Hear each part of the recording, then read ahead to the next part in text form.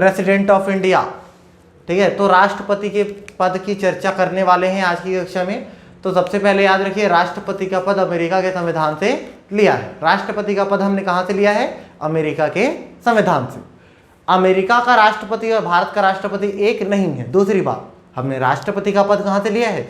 America के संविधान से लिया है। लेकिन अमेरिका का राष्ट्रपति और भारत का राष्ट्रपति एक समान नहीं है, दोनों अलग अलग हैं। ठीक है, तो राष्ट्रपति, प्रेसिडेंट ऑफ इंडिया, सबसे पहले अनुच्छेद 52,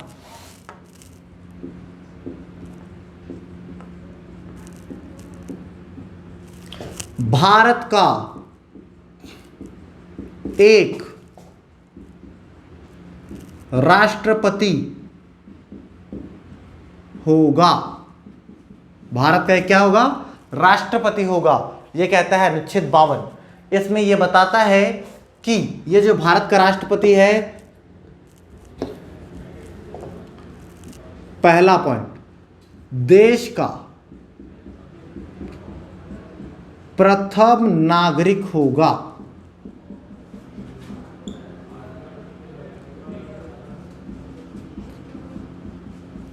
राष्ट्रपति देश का क्या होगा? प्रथम नागरिक होगा। दूसरा, राष्ट्रपति का पद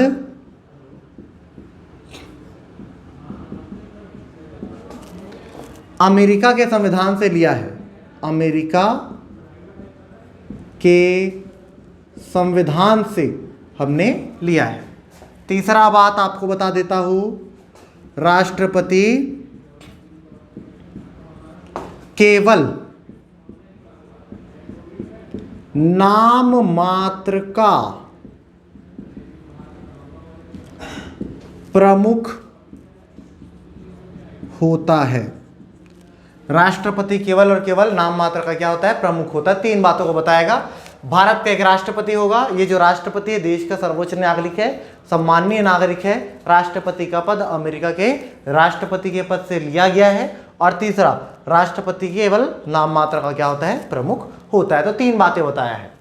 आर्टिकल नंबर 74 में आपको और क्लियर कर देगा, राष्ट्रपति को सहायता और परामर्श देने के लिए एक मंत्री परिषद होगा, जिसके सलाह के आधार पर ही राष्ट्रपति अपनी कर्तव्यों के, ठीक है, अपनी कर्तव्यों का निर्वहन कर सकेगा। यदि मंत्री परिषद के सलाह के बिना राष्ट्रपति द्वारा कोई काम किया जाता है तो अनुच्छेद 74 का उल्लंघन माना जाएगा। ऐसा कहता है अनुच्छेद 74।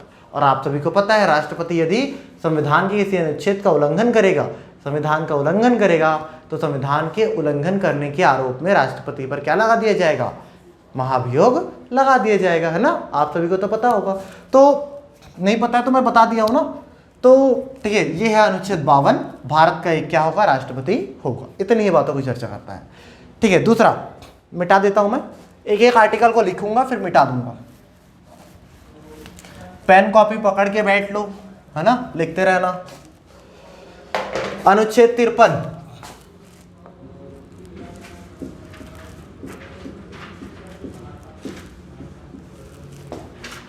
राष्ट्रपति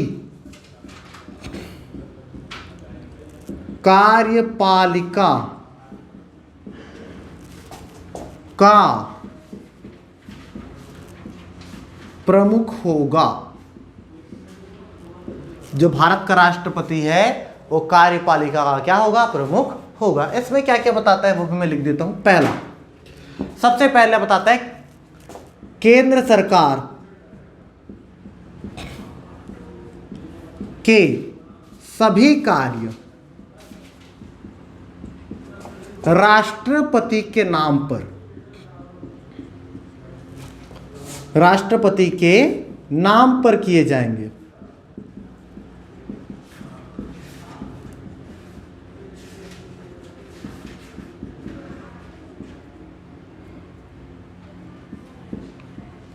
केंद्र सरकार के सभी काम राष्ट्रपति के नाम पर किए जाएंगे, चाहे वो केंद्र सरकार किसी अन्य देश के साथ संधि अथवा समझौता कर रहा हो, चाहे कुछ खरीद रहा हो, चाहे बेच रहा हो, चाहे और कुछ भी काम कर रहा हो। तो केंद्र सरकार का जितना भी काम है वो सब काम किसके नाम पर किया जाएगा? राष्ट्रपति के नाम पर किया जाएगा। दूसरा, राष्ट्रपति जल, थल और वायु सेना का प्रमुख होगा।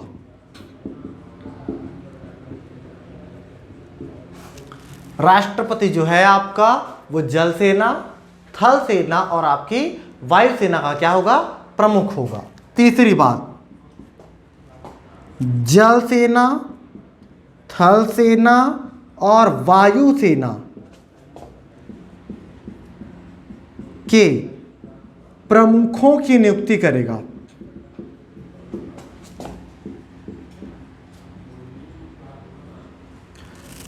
जल सेना, थल सेना और वायु सेना के प्रमुखों की नियुक्ति भी करेगा कौन, आपका राष्ट्रपति। तो राष्ट्रपति कार्यपालिका का प्रमुख होगा, ऐसा कहता है अनुच्छेद 53।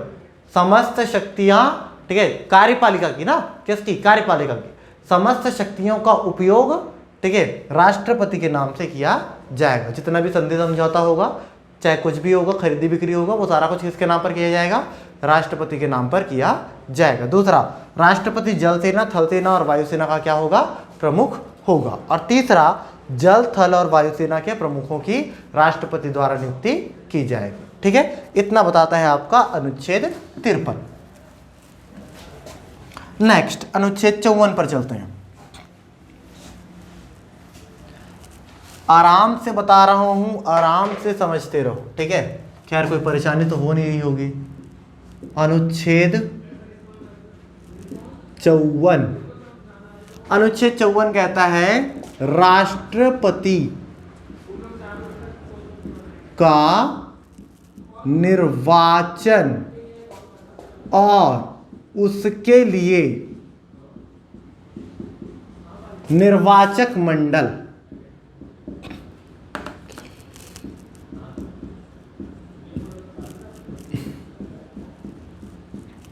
राष्ट्रपति का निर्वाचन होगा और उसका एक क्या होगा, निर्वाचक मंडल होगा, ऐसा कहता है।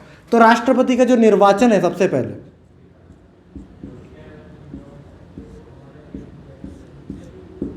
राष्ट्रपति का निर्वाचन कैसे होगा, सबसे पहले तो ये होगा अप्रत्यक्ष।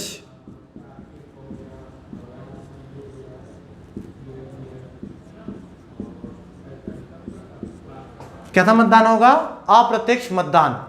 मतदान की प्रणाली क्या होगी, एकल संक्रमणीय आनुपातिक मत प्रणाली।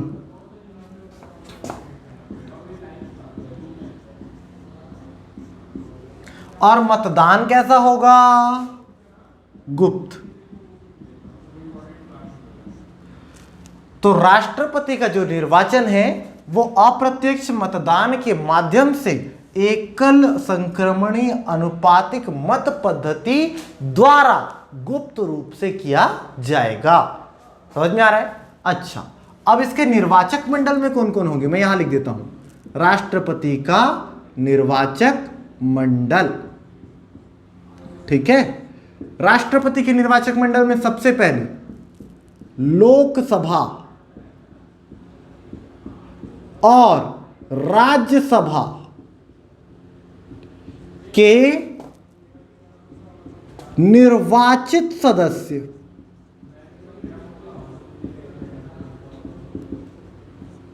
कैसे सदस्य, निर्वाचित सदस्य, लोकसभा और राज्यसभा के निर्वाचित सदस्य। दूसरा, राज्यों की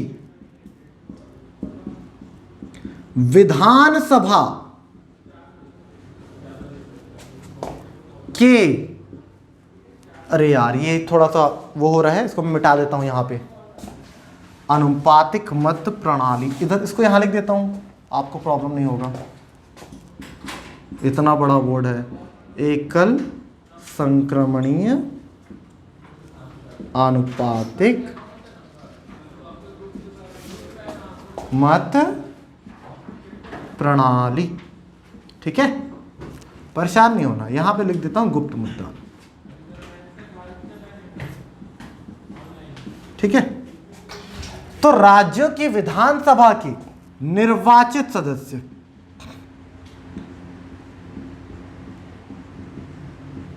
किसके निर्वाचित सदस्य, राज्यों की विधानसभा की। तीसरा, दिल्ली और पुडुचेरी विधानसभा के निर्वाचित सदस्य। आपको यहां पे दो चीजों में फंसाने की कोशिश करेगा।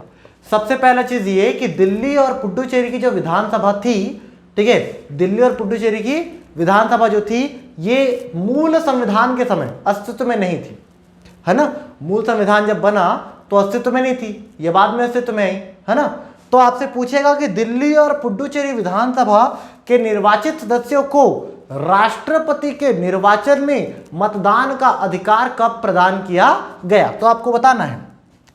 70वां संविधान संशोधन अधिनियम 17th of constitutional amendment act 1992 द्वारा 70वां संविधान संशोधन अधिनियम 1992 द्वारा दिल्ली और पुडुचेरी की विधानसभा को राष्ट्रपति के चुनाव में मत देने का अधिकार प्रदान किया गया। समझ में आ रहा है? तो ये चीज बताना है। राष्ट्रपति के निर्वाचक मंडल में कौन कौन होगा? लोकसभा और राज्यसभा के सभी निर्वाचित सदस्य, ठीक है। मनोनीत बिल्कुल भी नहीं रहेगा, बार बार कह रहा हूं, मनोनीत सदस्य बिल्कुल भी नहीं रहेगा। दूसरा, राज्य की विधानसभा के निर्वाचित सदस्य।